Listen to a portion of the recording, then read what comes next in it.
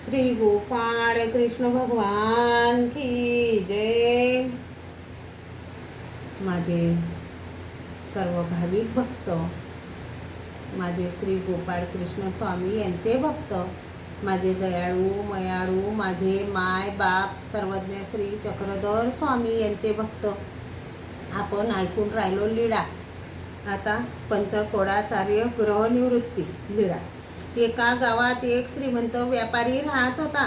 त्यांच्या तरुण सुंदर मुलास भूतबाधा झाली होती, त्यामुळे त्यांच्या घरावर नेहमी दुःखाची छाया राहत असे।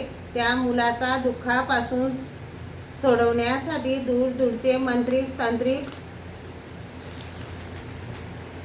बोलावले होते। खूप प्रयत्न केल्या गेले, परंतु तो मांत्रिक येई त्याला तो मुलगा उपचार करण्यापूर्वीच सांगायचा की अरे तू मला अमुक अमुक मंत्राने काढू इच्छितो काय, हे तर सर्व मला माहीत आहे। आणि आलेला मांत्रिक हात झाडून परत जाई। सर्व प्रयत्न व्यर्थ गेले। शेवटी घरातील माणसांनी कंटाळून त्याला साखळ दांडाने एका खांबास बांधून टाकले। तेव्हापासून तो न बोलता चुपचाप होता। एके दिवशी स्वामी त्या गावात भिक्षेसाठी गेले असता त्यांच्या घरी गेले।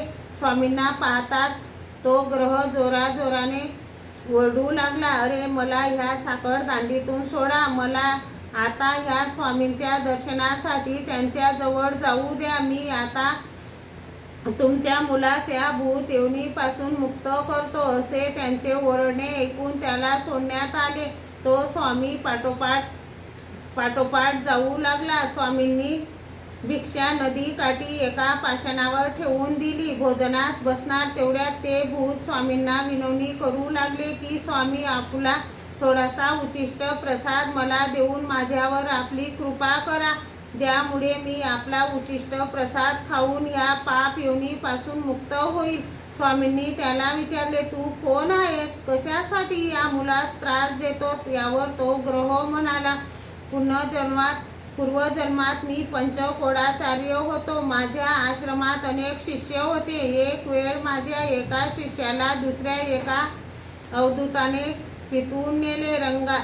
रागाच्या भरात मी त्या संन्यासाला विष घालून मारून टाकले। त्यामुळे मला ही भूत योनी प्राप्त झाली आहे। कित्येक दिवसापासून मी या योनीत दुःख भोगीत आहे, तरी कृपा करून मला या भोगातून सोडवा। स्वामींना त्याची दया आली। आपल्या जवळील भिक्षा अन्न त्यास स्वामींनी दिले। त्याने ते खाल्ले व त्याची त्यातून मुक्तता झाली। श्री गोपाळ कृष्ण भगवान की जय।